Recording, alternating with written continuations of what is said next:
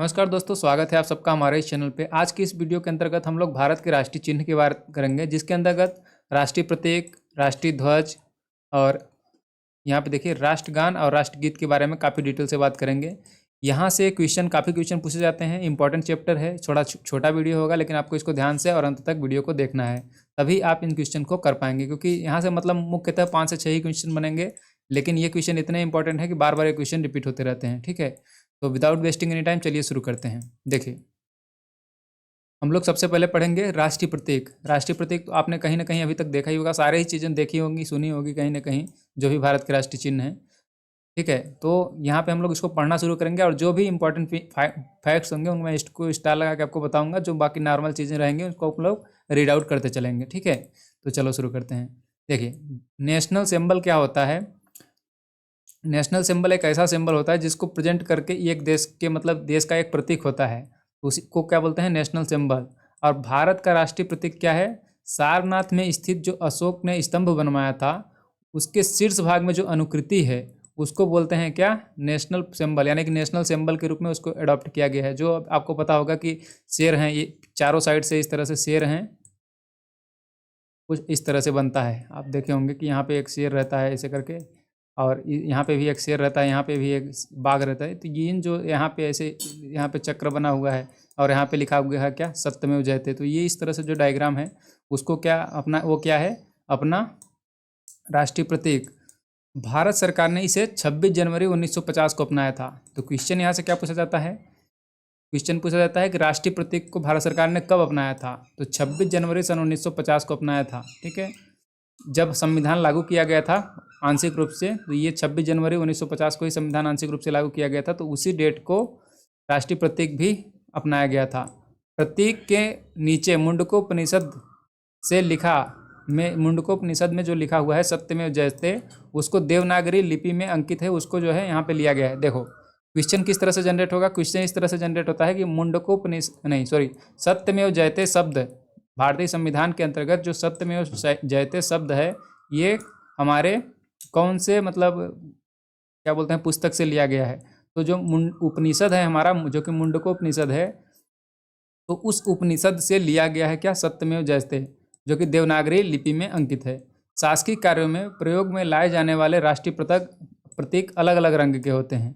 नीला राष्ट्रीय प्रतीक जो होता है भारत के मंत्रियों द्वारा प्रयोग किया जाता है। लाल राष्ट्रीय प्रतीक राज्यसभा के सदस्यों के द्वारा व अधिकारियों के द्वारा। और हरा राष्ट्रीय प्रतीक जो होता है लोकसभा के सदस्यों द्वारा उपयोग में लाया जाता है। आपने जो ये देखा होगा गाड़ियों में जनरली इस कलर के रखे रहते हैं या फिर टेबल पे रखा रहता है। तो इसको आपको ये ध्यान रखने की जरूरत नहीं कौन से कलर का होता है, आपको बस ये ध्यान रखना है कि जो सत्यमेव जयते शब्द है यह मुंडकोपनिषद से लिया गया है। और राष्ट्रीय प्रतीक को 26 जनवरी 1950 को लागू अपनाया गया था। और यह अशोक के स्तंभ, सारनाथ में स्थित जो अशोक का स्तंभ है उसका शीर्ष भाग के अंतर्गत की ये अनुकृति है। ठीक है, तो बस इतने ही पॉइंट यहाँ पे आपको ध्यान रखने हैं। नेक्स्ट पॉइंट देखो, भारत के राज्य चिन्ह का उपयोग भारत के राजकीय अनुचित उपयोग निषेध, मतलब गलत काम के लिए भारत का राज्य चिन्ह का प्रयोग नहीं किया जा सकता है।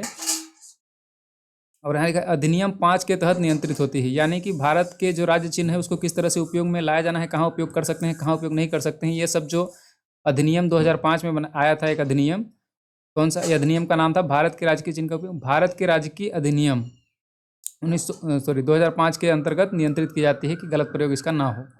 ठीक है, और नेक्स्ट पॉइंट देखो, इसको रटने की जरूरत नहीं है, जो मैंने यहाँ पे पॉइंट बताए हैं इसको आपको याद रखने की जरूरत है। ठीक है, क्योंकि क्वेश्चन वहाँ से जनरेट होता ही होता है, बहुत बार क्वेश्चन पूछा जा चुका है। अब राष्ट्रीय ध्वज के बारे में क्या क्वेश्चन पूछा जाता है, तो इसको पढ़ते हैं। 3 पट्टियों वाला तिरंगा, गहरा केसरिया रंग, सफ़ेद और गहरा हरा रंग, ये बताने की आपको ज़रूरत नहीं है। सफ़ेद पट्टी के बीच में नीले रंग का चक्र है जिसमें 24 तीलियाँ हैं। तो इसको आप अगर नहीं याद होगा ज़्यादातर कुछ लोगों को, तो ये आपको ध्यान रखना है कि कितनी तिलियाँ हैं, ये क्वेश्चन पूछा जाता है।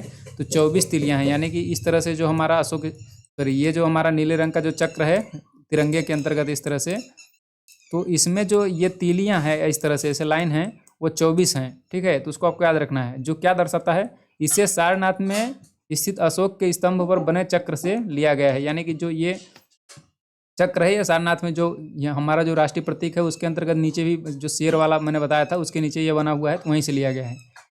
ठीक है, ध्वज की लंबाई व चौड़ाई का अनुपात 3:2 है। इसका मतलब क्या हुआ? देखिए, क्वेश्चन यहाँ से 2 ही क्वेश्चन पूछे जाते हैं, मतलब अभी तक जितना हमने यहाँ पे पढ़ा है इस राष्ट्रीय ध्वज से अंतर्गत। राष्ट्रीय ध्वज से पहला क्वेश्चन पूछा जाता है कि ये जो है कितने तिलियाँ हैं इसके अंतर्गत, और दूसरा सेकंड क्वेश्चन जो कि बहुत ज़्यादा बार पूछा जाता है और बहुत लोगों को नहीं पता होता है, यानी कि इसको छोड़ देते हैं, सोचते हैं कि नहीं आएगा एग्जाम में, लेकिन ये आता है। क्या है कि ये 3:2 के अनुपात में राष्ट्रीय ध्वज है हमारा। या इसका मतलब क्या हो गया कि मान लीजिए अगर 3 सेंटीमीटर ऐसे आप बना रहे हैं, लंबाई बना रहे हैं, तो 2 सेंटीमीटर इसके आप ऐसे चौड़ाई रहेगी हमारे राष्ट्रीय ध्वज की। समझ में आया? जैसे मान लो 1 2 ये 3 सेंटीमीटर हो गया, तो 1 और 2 ये 2 सेंटीमीटर इसकी चौड़ाई रहेगी। तो इस प्रकार से हमारा क्या रहेगा राष्ट्रीय ध्वज। तो ये जो डिसीजन है, मतलब इसको आपको ध्यान रखना है कि 3:2 में रहता है, इसको 2:3, 3:1। तो आपको 3:1 में ज़्यादा लोग सोचते हैं कि ज़्यादा लंबा होता है थोड़ा सा चौड़ा होता है, ऐसा नहीं है। 3 भाग जितने 3 सेंटीमीटर अगर मान लीजिए लंबा है, 3 मीटर अगर लंबा है तो 2 मीटर चौड़ा होगा। तो इसको आपको ध्यान रखना है, लंबाई और चौड़ाई का अनुपात क्वेश्चन पूछा जाता है। ठीक है। भारत के संविधान सभा में राष्ट्र ध्वज का प्रारूप है वह 22 जुलाई सन 1947 को अपनाया गया था। राष्ट्रीय ध्वज का केसरिया रंग जागृति, शौर्य और त्याग का प्रतीक है। सफ़ेद रंग सत्य का एवं पवित्रता का, एवं हरा रंग जीवन एवं समृद्धि का प्रतीक है। इसको तो याद करने की जरूरत है नहीं, क्योंकि आप बेसिक है, आपको याद हो जाएगा ही। और भाई सीधा सा ध्यान है, लाल रंग क्या दर्शाता है? लाल रंग यही दर्शाएगा शौर्य और त्याग का, जागृति का। और सफ़ेद रंग क्या है? सफ़ेद मतलब शांत, सत्य, पवित्रता। हरा रंग क्या है? हरा रंग मतलब जीवन की समृद्धता, खुशहाली, घास, पेड़ पौधे, ये सब क्या दर्शाते हैं? वही दर्शाते हैं। तो याद हो जाएगा आपको, उसकी टेंशन नहीं लेनी है। आपको बस ध्यान रखना है 3:2 के अनुपात में है हमारा राष्ट्रीय ध्वज, और उसमें 24 तीलियाँ हैं, जिसके अंतर्गत जो तीलियों वाला पार्ट है, जो चक्र है, अशोक के ही सारनाथ स्तंभ वाले से लिया गया है। ठीक है। नेक्स्ट पॉइंट देखो, राष्ट्रीय ध्वज को संविधान सभा में हंसा मेहता ने प्रस्तुत किया था। राष्ट्र ध्वज को संविधान सभा में किसने प्रस्तुत किया था? हंसा मेहता ने। राष्ट्र ध्वज संहिता सन 2002 के अनुसार सभी भारतीय नागरिकों एवं निजी संस्थानों आदि को भी राष्ट्रीय ध्वज प्रदर्शन करने का अधिकार है। मतलब राष्ट्रीय ध्वज को जो है सभी लोग प्रदर्शित कर सकते हैं, सामान्य नागरिक भी। और जनवरी सन 2004 को एक महत्वपूर्ण विनिर्णय में उच्चतम न्यायालय, जिसके मुख्य न्यायाधीश के अध्यक्ष कौन थे उस समय? BN खरे की अध्यक्षता में, यह घोषणा की गई कि संविधान के अनुच्छेद 19A और क के या अ के अधीन राष्ट्रीय ध्वज फहराना नागरिकों का मूल अधिकार है। समझ में आया? देखो, राष्ट्रीय ध्वज को राष्ट्रीय शोक के समय झुका दिया जाता है। तो क्वेश्चन ये कभी कभी पूछा जाता है कि अगर जैसे आपने सुना होगा कि हम झंडा झुका दिया गया, यानी कि तिरंगे को थोड़ा सा नीचे फहराया जाता है। यानी मान लीजिए पूरी लकड़ी है, तो ये पहले यहाँ पे फहराया जाता था, तो इसको थोड़ा सा नीचे करके फहराया जाता है। तो वो कब फहराया जाता है? राष्ट्रीय शोक के समय, जब राष्ट्रीय शोक मनाया जाता है तब उसको नीचे फहराया जाता है हमारे तिरंगे को। और ये कब होता है? राष्ट्रपति, प्रधानमंत्री, उपराष्ट्रपति के निधन हो जाने पर संपूर्ण देश में राष्ट्रीय ध्वज को 12 दिनों के लिए झुका दिया जाता है। पूर्व राष्ट्रपति एवं पूर्व प्रधानमंत्री एवं उपराष्ट्रपति के निधन हो जाने पर 7 दिनों के लिए राष्ट्रीय ध्वज को झुका दिया जाता है। प्रसिद्ध झंडा गीत किसने गाया था? जो कि क्या है? झंडा ऊंचा रहे हमारा, ये वाला गीत किसने गाया था? श्यामलाल प्रसाद गुप्ता ने। श्यामलाल प्रसाद गुप्त ने, गुप्ता नहीं गुप्त हैं। ठीक है, इसको कन्फ्यूज नहीं होना है। देखिए, तो ये झंडा ऊंचा रहे हमारा, इसको गाया है श्यामलाल प्रसाद गुप्त ने। बस बेसिक रटना है, मतलब याद, मतलब बहुत ज़्यादा रटने की कोशिश नहीं करनी है, बट याद हो जाएगा आपको कि झंडा ऊंचा रहे हमारा श्यामलाल प्रसाद गुप्त जी ने लिखी है। ठीक है। अगला देखो क्या पॉइंट है। भारत के राष्ट्रीय ध्वज का पहली बार प्रदर्शन 14 अगस्त सन 1947 ईस्वी के मध्य रात्रि में हुआ। भारत के राष्ट्रीय ध्वज का पहली बार प्रदर्शन कब हुआ था? 14 अगस्त 1947 ईस्वी के मध्य रात्रि को। ठीक है भाई, 14 अगस्त को क्या हुआ था? 15 अगस्त 1947 को भारत आज़ाद हुआ था। 14 अगस्त को पाकिस्तान का आज़ाद हुआ, पाकिस्तान को अलग किया गया था। तो 14 अगस्त के जस्ट उसके बाद ही, मतलब ये 14-15 मान लीजिए, डेट थोड़ा बहुत इधर है, एक ही दिन का अंतर है। मध्य रात्रि में हुआ, इसलिए ये 14 ही अगस्त मान लिया जाता है। तो 14 अगस्त 1947 के मध्य रात्रि को हुआ था भारत के राष्ट्रीय ध्वज का पहली बार प्रदर्शन।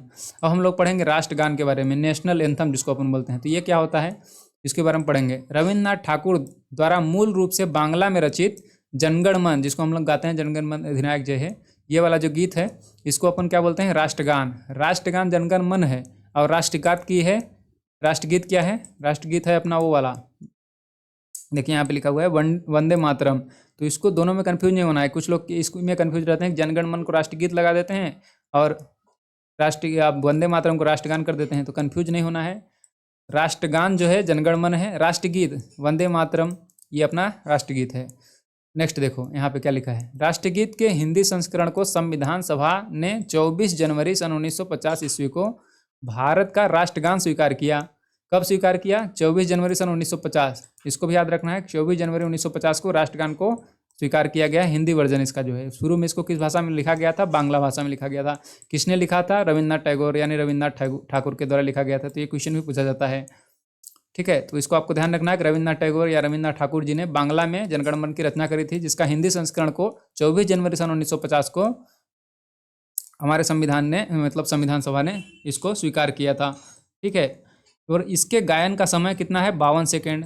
आपको पता होगा कि इसके लेकर मतलब काफ़ी कई बार विवाद भी होता है कि लोग गलत तरीके से गाते हैं, लेकिन इसको जो है गाया जाता है 52 सेकेंड के अंतर्गत ख़त्म किया जाता है, राष्ट्रगान को गाया जाता है। तथा संक्षिप्त अवधि, यानी कि अगर शॉर्टकट में जल्दी ख़त्म करना है तो 20 सेकेंड के अंतर्गत गाया जाता है। ये नियम है, इसको आपको ध्यान रखना है। ये मतलब ऐसे ही नहीं है कि आप जैसे मन वैसे गा सकते हैं। राष्ट्रगान को गाने का नियम होता है कि इसको अपन नॉर्मली जो है 52 सेकंड के अंतर्गत गाया जाता है, और अगर संक्षिप्त अवधि यानी कि जल्दी में ख़त्म करना है तो 20 सेकंड के अंतर्गत गाया जाता है। ऐसा नहीं कि 20 सेकंड के अंतर्गत बोल दिया तो मैंने कि 18 सेकंड में ख़त्म करना है, 20 सेकंड में ख़त्म करना है, समझ में आई? जिसमें इसकी प्रथम और अंतिम पंक्तियां गाई जाती हैं, और जो 20 सेकंड वाला होता है उसमें प्रथम और अंतिम पंक्तियां गाई जाती हैं, और जो 52 सेकंड वाला होता है उसके अंतर्गत पूरा हमारा राष्ट्रगान गाया जाता है। यह सर्वप्रथम 27 दिसंबर सन 1911 को भारतीय कांग्रेस के कोलकाता अधिवेशन में गाया गया था। तो क्वेश्चन ये भी पूछा जाता है कि पहली बार राष्ट्रगान कब गाया गया था? तो पहली बार राष्ट्रगान गाया गया था सन 1911 में। समझ में आया? सन 1911 में क्या हुआ था? जॉर्ज पंचम जी आए थे, याद होगा आपको, हिस्ट्री में मैंने पढ़ाया था। और सन 1912 में दिल्ली को राष्ट्रीय राजधानी बनाने का दर्जा मतलब घोषणा की गई थी।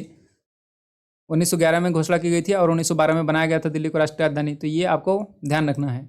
तो उसी से रिलेट करके इसको आप ध्यान रखेंगे कि कांग्रेस का जो कलकत्ता अधिवेशन हुआ था, उसी के अंतर्गत पहली बार राष्ट्रगान को गाया गया था कलकत्ता में। रविन्द्रनाथ टैगोर कहाँ से थे? कलकत्ता से थे। तो आपको इस तरह से रिलेट करके याद करना है कि कलकत्ता अधिवेशन जो कांग्रेस का हुआ था, उसी के अंतर्गत सन 1911 में राष्ट्रगान को पहली बार गाया गया था। और देखो इसे रविन्द्रनाथ ठाकुर ने 1912 ईस्वी में तत्वबोधि उनकी रचना थी रविन्द्रनाथ ठाकुर की, उसी में भारत भाग्य विधाता शीर्षक के नाम से प्रकाशित किया था। तथा 1919 में मॉर्निंग्स ऑफ इंडिया के नाम से अंग्रेजी में अनुवाद किया गया। किसको? जनगण मन को, जिसको अपन भारत का भाग्य विधाता शीर्षक से प्रकाशित किया गया था रविन्द्रनाथ टैगोर के द्वारा 1912 में तत्वबोधिनी में, ठीक है। तो इसको आपको ध्यान रखना है कि मॉर्निंग सॉन्ग ऑफ इंडिया किसको बोला जाता है? इसी को, अपना जनगण मन जो राष्ट्रगान है इसी को बोला जाता है। राष्ट्रगान के वर्तमान संगीतमय धुन को बनाने का श्रेय कैप्टन राम सिंह ठाकुर, यानी कि INA के जो सिपाही थे उनको ही ये श्रेय दिया जाता है। क्या, किस चीज़ का श्रेय दिया जाता है? जो अभी हमारा जो वर्तमान में धुन बजती है, राष्ट्रगान जब गाया जाता है जो पीछे धुन बजती है, आपको याद होगा ये, तो वो वाली जो धुन है किसने बनाई थी? तो कैप्टन राम सिंह ठाकुर जी ने, ठीक है। अगला पॉइंट देखो, अगला पॉइंट हम लोग पढ़ेंगे राष्ट्रीय गीत से संबंधित। नेशनल सॉन्ग जो है बंकिम चंद्र चटर्जी के उपन्यास आनंद मठ में उन्हीं के द्वारा रचित वंदे मातरम को राष्ट्रीय गीत के रूप में 26 जनवरी सन 1950 को स्वीकार किया गया। इसे सर्वप्रथम 1896 ईस्वी में कांग्रेस के भारतीय राष्ट्रीय कांग्रेस के अधिवेशन में गाया गया था। उस समय अध्यक्ष कौन थे कांग्रेस के? रहीमुतुल्लाह सयानी। तो यहाँ पे आपको क्या क्या पॉइंट ध्यान रखना है इतने में? इसमें से सबसे पहले तो आपको ध्यान रखना है कि राष्ट्रगीत के रचनाकार कौन है? तो बंकिम चंद्र चटर्जी राष्ट्रगीत के रचनाकार हैं अपने नेशनल सॉन्ग के। और किस उपन्यास के अंतर्गत इन्होंने अपने राष्ट्रगीत की रचना करी थी? तो आनंद मठ इनकी पुस्तक थी। आनंद मठ पुस्तक के रचयिता कौन है? ये भी क्वेश्चन पूछा जाता है। तो बंकिम चंद्र चटर्जी हैं आनंद मठ पुस्तक के रचयिता। उसके अंतर्गत ही वंदे मातरम इन्होंने लिखा था, ठीक है। इसी को राष्ट्रीय गीत के रूप में 26 जनवरी सन 1950 को स्वीकार किया गया था। और इसे सर्वप्रथम 1896 ईस्वी में भारतीय राष्ट्रीय कांग्रेस के अधिवेशन में पहली बार गाया गया था। उस समय कांग्रेस के अध्यक्ष थे रहीमुतुल्लाह सयानी जी। इस गीत को गाने का समय 1 मिनट और 5 सेकंड होता है, यानी कि 1 मिनट 5 सेकंड में इसको गाया जाता है। किसको? नेशनल सॉन्ग को, यानी कि राष्ट्रीय गीत को, यानी कि वंदे मातरम को, ठीक है। किसी भी व्यक्ति को राष्ट्रगीत गाने के लिए बाध्य नहीं किया जा सकता है। इसको आपको ध्यान रखना है, किसी भी व्यक्ति को राष्ट्रगीत गाने के लिए बाध्य नहीं किया जा सकता है। भारतीय संसद के अधिवेशन का प्रारंभ जनगण मन से और समापन वंदे मातरम से होता है। इसको आपको बहुत ही अच्छे से ध्यान रखना है। जब हमारी संसद की बैठक होती है तो उसको बैठक को शुरू करने से पहले जनगण मन गाया जाता है और जब समाप्त होता है तो वंदे मातरम गाया जाता है। राष्ट्रीय कैलेंडर जो हमारा इंडियन कैलेंडर है वो क्या है? यह है हमारा ग्रेगोरियन कैलेंडर। ग्रेगोरियन कैलेंडर, तो इसको पढ़ते हैं। ग्रेगोरियन कैलेंडर के साथ देश भर के लिए शक संवत, ध्यान रखिए, शक संवत पर आधारित राष्ट्रीय पंचांग को सरकारी प्रयोग के लिए 22 मार्च सन 18 जस्ट सेकेंड, देखिए फिर से रिपीट कर दे रहा हूँ। ग्रेगोरियन कैलेंडर के साथ देश भर के लिए शक संवत पर आधारित राष्ट्रीय पंचांग को सरकारी प्रयोग के लिए 22 मार्च सन 1957 को अपनाया गया। इसका पहला महीना चैत है और यह सामान्यतः वर्ष में 22 मार्च को एवं लीप वर्ष में 21 मार्च को प्रारंभ होता है। तो ग्रेगोरियन कैलेंडर जो हमारा क्वेश्चन ये पूछा जाता है कि इंडियन गवर्नमेंट के द्वारा यूज किया जाने वाला जो कैलेंडर है वह कौन से संवत पे आधारित है, यानी कि कौन से संवत को यूज करता है, तो ये जो है शक संवत को यूज करता है। ठीक है, देखो यहाँ पे एक पॉइंट आपको और ध्यान रखने हैं। क्या पॉइंट ध्यान रखने हैं? ये जो शक संवत था, शक संवत किसने चलाया था? तो कुषाणों ने चलाया था। कुषाण कौन थे? कुषाण के एक राजा थे कनिष्क। ये हिस्ट्री में मैं पढ़ा चुका हूँ, तो हिस्ट्री में ये आपको देख लेना है, हिस्ट्री भी पढ़ना है क्योंकि हिस्ट्री भी क्वेश्चन पूछे जाते हैं। तो शक संवत किसने चलाया था? कुषाणों ने चलाया था। और विक्रम संवत किसने चलाया था? तो शकों ने चलाया था। नहीं सॉरी, शकों पर विजय के बाद के किसने चलाया था? ये विक्रमादित्य ने चलाया था। तो आपको ध्यान रखना है कि विक्रम संवत विक्रमादित्य ने चलाया था और शक संवत को कुषाणों ने चलाया था, यानी कि कनिष्क ने चलाया था। तो इतने ही पॉइंट आपको इसके अंतर्गत ध्यान रखना है। और शक संवत को ही अडॉप्ट किया गया है इंडियन गवर्नमेंट के द्वारा, जो अपना कैलेंडर अभी हम वर्तमान में यूज़ करते हैं। अगला पॉइंट देखो, राष्ट्रीय पुष्प क्या है, राष्ट्रीय पक्षी क्या है, राष्ट्रीय फल क्या है, ये हम लोग पढ़ेंगे क्योंकि यहाँ से क्वेश्चन भी जनरेट होते हैं। देखो, राष्ट्रीय पुष्प तो आप सबको पता होगा कमल का फूल है, और इसको जो इसका मतलब साइंटिफिक नाम है नेलम्बो न्यूसीफेरा गार्टन। और राष्ट्रीय पक्षी क्या है? मोर है, सबको पता है। पावो क्रिस्टेटस इसका जो है वैज्ञानिक नाम है। नेक्स्ट है राष्ट्रीय पशु। राष्ट्रीय पशु हमारा क्या है? बाघ है। पैंथेरा टाइग्रिस लिन्नायस, तो इसको आपको इससे याद रखना है। टाइग्रिस मतलब टाइगर मतलब शेर होता है, उसी से रिलेट करके इसको ध्यान रख लीजिएगा कि बाघ है हमारा राष्ट्रीय पशु, तो इसमें टाइग्रिस आएगा जो वैज्ञानिक नाम रहेगा। ठीक है, राष्ट्रीय फल आम आप सबको पता होगा, मैग्नीफेरा इंडिका। ये भी कई बार क्वेश्चन पूछा गया है। इसका वैज्ञानिक नाम आपको बिल्कुल याद रखना है, बाकी का रखें या ना रखें क्योंकि ये बहुत बार पूछा जा चुका है। आम का वैज्ञानिक नाम मैग्नीफेरा इंडिका, और आम राष्ट्रीय फल है इंडिया का। ठीक है, और राष्ट्रीय वृक्ष आपको ध्यान रखना है बरगद और फाइकस बेंथालेंसिस जो इसका है वैज्ञानिक नाम है। और देखो, राष्ट्रीय नदी क्या है हमारी? 4 नवंबर सन 2008 को गंगा को राष्ट्रीय नदी घोषित किया गया है। गंगा को राष्ट्रीय नदी घोषित किया गया था। कब घोषित किया गया है? 4 नवंबर सन 2008 को। राष्ट्रीय जलीय जीव, इसको आपको याद रखना है, गंगा डॉल्फिन को जो है राष्ट्रीय जलीय जीव का दर्जा दिया गया है। मतलब राष्ट्रीय जलीय जीव किसको बोला जाता है? गंगा के जो डॉल्फिन है उसको। इसका नाम आपको ध्यान रखना है, वैज्ञानिक नाम भी क्या लिखा है? प्लाटानिस्टा गैंगेटिक। तो इसको गैंगेटिक से याद करना है। गैंगेटिक मतलब गंगा की, इस तरह से सोचना है आपको, बस याद करने की ट्रिक बता रहा हूँ।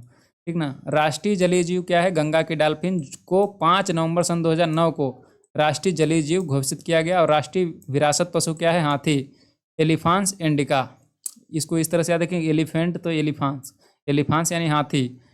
राष्ट्रीय विरासत पशु हाथी है, एलिफांस इंडिका इसका मतलब वैज्ञानिक नाम है, भारत का विरासत पशु है।